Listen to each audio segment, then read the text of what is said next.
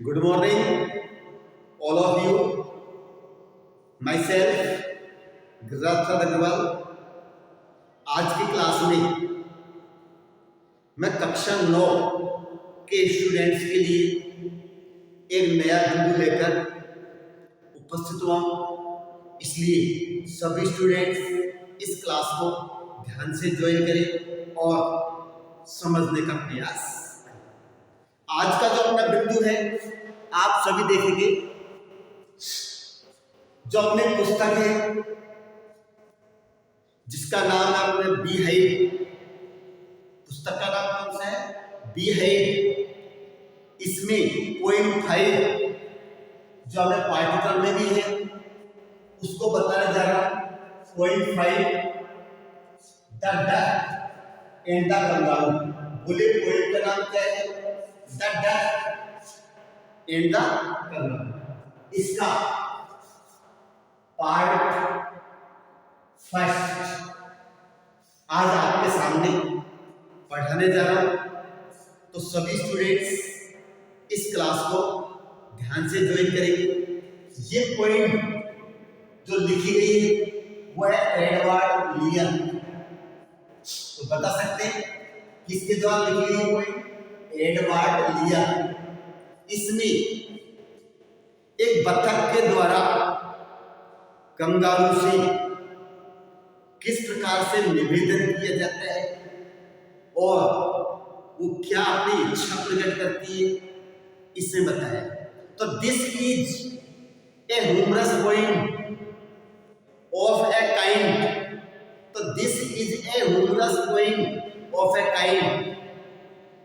सभी स्टूडेंट से रिक्वेस्ट करता हूं इस पोएम को पढ़ाने से पहले कि अपनी पाठ्य पुस्तक से पेज क्रमांक जो आपको दिया है 94, हो सकता है किसी के पाठ्य पुस्तक में क्रमांक कम ज्यादा हो सकता है, तो आप इस पोएम को खोलो और पढ़ेंगे तो समझ में अच्छा आएगा। देखिए, इसका टाइटल है the duck and the kangaroo. This is a humorous poem of a kind. यह एक प्रकार की हास्यास्पद कविता है। Humorous poem known as nonsense work. किस नाम से जाना जाता है? Nonsense work. नॉनसेंस वर्क क्या होता है? ऐसी कविता जिसका कोई सेंस नहीं निकलता, कोई अर्थ नहीं निकलता। बाय एडवर्ड लियन और एडवर्ड लियन लिखा। तो सबसे पहले कि हम इसके ट्रांसलेशन को समझें, उससे पहले मैं आपको वर्ड्स मीनिंग्स का रिपीटेशन करवा रहा हूँ। आप सभी इन वर्ड्स मीनिंग्स को लिख लें और लिखने के बाद इन्हें याद करेंगे तो बेटर समझेंगे।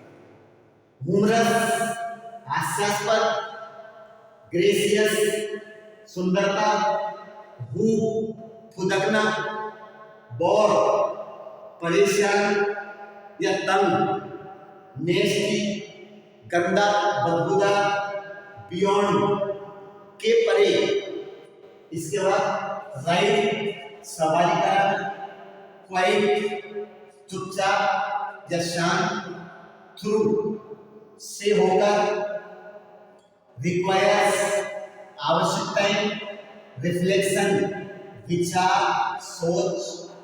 यहाँ पर अर्थ दिया है वैसे रिफ्लेक्शन का परछाई, लेकिन यहाँ पर अर्थ नहीं है, यहाँ पर है विचार। परहैप्स मींस शायद, ऑब्जेक्शन आपत्ति, अनप्लीजेंटली असुहावना, प्रोबेबली संभवतया, रूमेटिस जुकाम, कंप्लीटली पूर्णतया, रोस्टेड सॉक्स ऊनी जुराब, मोटे कपड़े के जुराब होते हैं। बेव फिट जालीदार पैर, क्लॉथ मींस कपड़े का मोटा लवारा, पेल धुंधला मंदिर प्रकाश, बैलेंस मींस संतुलन, 3 टाइम्स 3 बार बाउंड यानी बंधन। ये इस लेसन की वर्ड्स मीनिंग्स हैं। तो सभी स्टूडेंट्स इन वर्ड्स मीनिंग्स को लिख ले और लिखने के बाद इन्हें हम याद करेंगे। अब मीनिंग्स का आप स्क्रीनशॉट भी ले सकते हैं।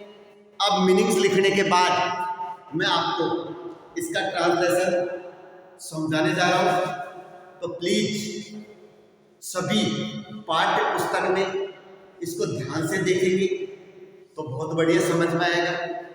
देखिए, इस पोएम को 4 या 5 खंडों में, इसको है 5 पार्ट्स में डिवाइड किया हुआ है। और वो 5 पार्ट्स कौन कौन से हैं? पहला खंड,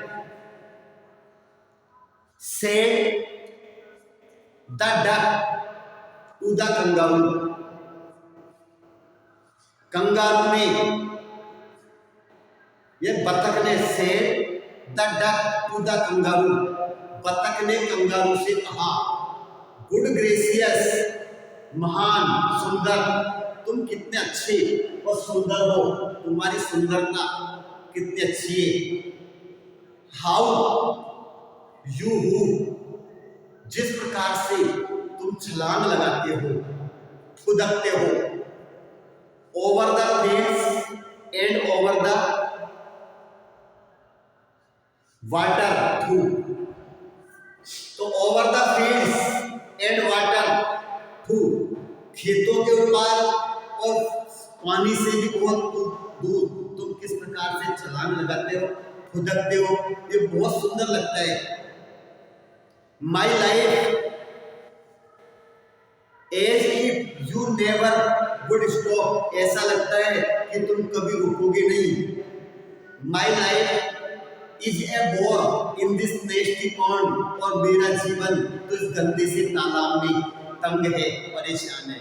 ये इस तालाब के जीवन से मैं बहुत ज्यादा क्या हूं, परेशान। आई विश आई कुड रूप लाइक यू, तो आई विश आई कुड रूप लाइक यू, मैं कामना करता हूं कि मैं भी तुम्हारी तरह छलांग लगाता। Said the duck to the kangaroo, बतख ने कंगारू से कहा कि मैं भी चाहता था कि मैं भी तुम्हारी तरह इसी तरह छलांग लगाऊं, समुद्र के पार, मैदानों से पार, तो मैं भी छलांग लगाऊं। Please give me a ride on your back, तो वो बतख कह रही है कि please give me a ride on your back, कृपया मुझे अपनी पीठ पर बिठाकर सवारी कराओ। Said the duck to the kangaroo, बतख ने कंगारू से कहा कि मुझे अपने पीठ पर बैठकर सवारी कराओ। I will sit quite still, और मैं चुपचाप स्थिर रूप से मैं बैठूंगी। एंड सेज नथिंग बट पे, और कुछ नहीं बोलूंगी, चुपचाप बैठूंगी और कुछ नहीं बोलूंगी। The whole of the long day through, और पूरे दिन we would go to the Dee and Jelly Bolee, और हम पूरे दिन इस संसार का भ्रमण करेंगे। Whole of the long day, पूरे दिन भ्रमण करेंगे। एंड वी वुड गो, और हम कहाँ जाएंगे? डी एंड जेली वोली, वहां पर हम भ्रमण करने जाएंगे।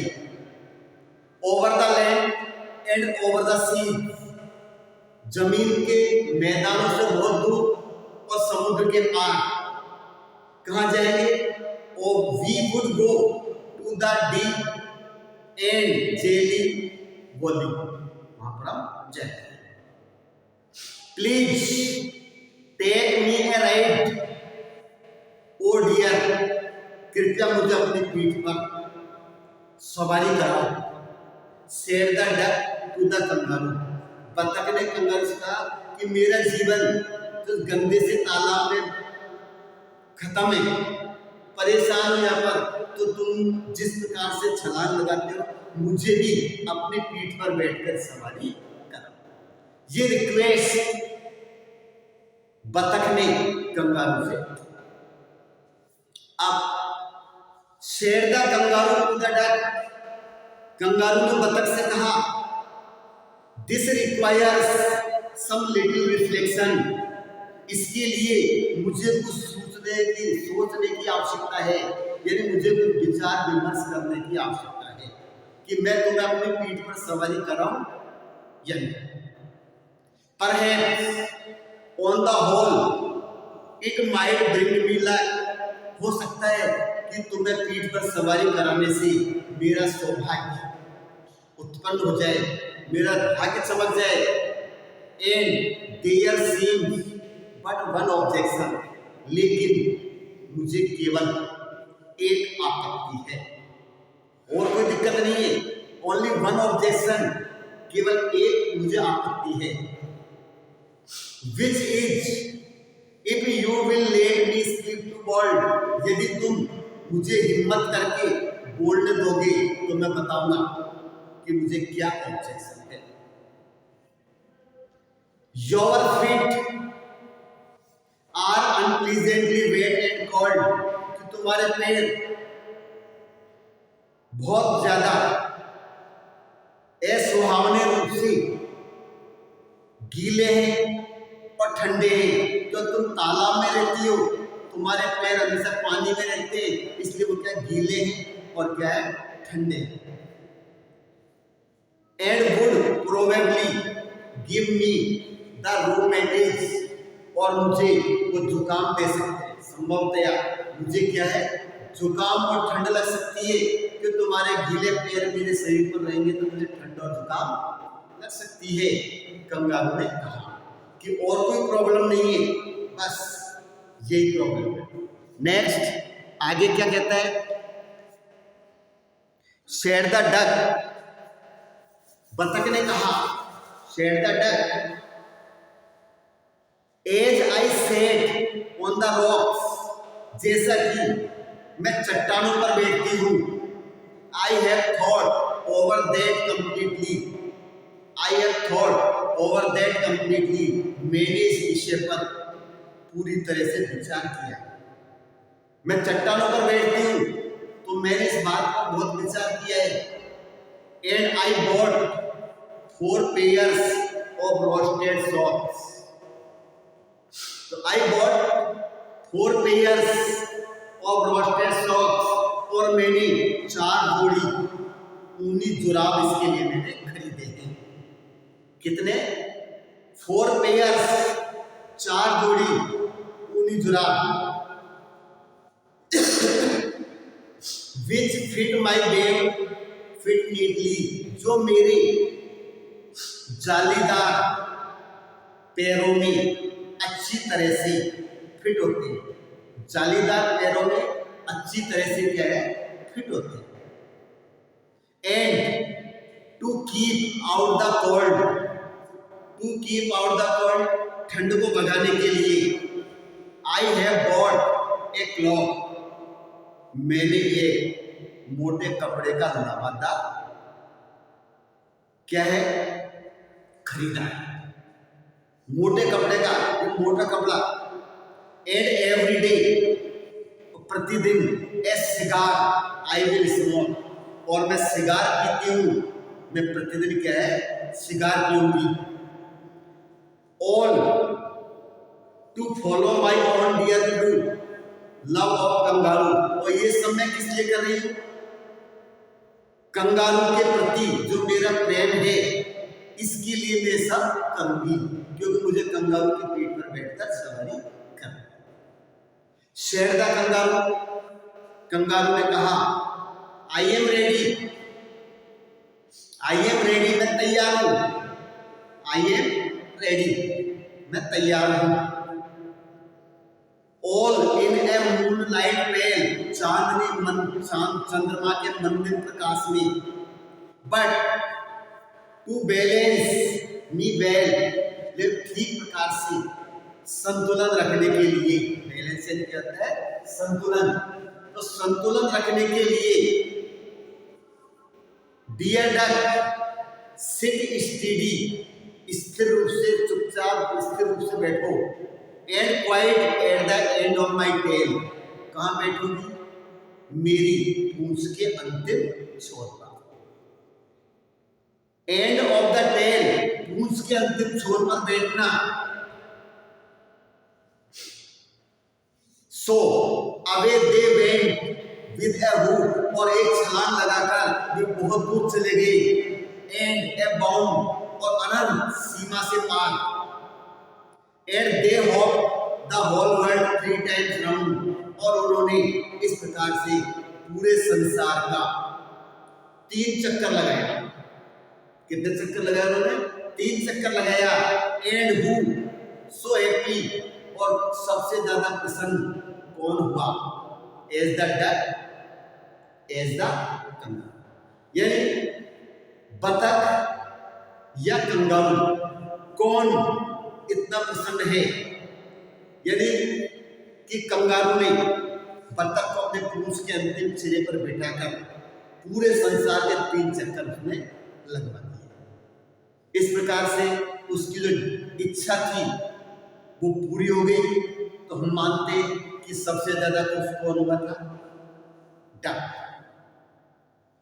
तो ये इस पोएम का हिंदी ट्रांसलेशन था। आपके परीक्षा के अंदर क्वेश्चंस आते हैं और स्टेंजा आता है जिसमें हमको क्वेश्चन छांटने होते हैं। तो ये स्टेंजा में से प्रश्न छांटना और एक्स्ट्रा एडिशनल क्वेश्चन तैयार करना, ये मैं आपको अगली क्लास में बताने वाला हूं। तब तक के लिए मैं आपसे विदा लेता हूं।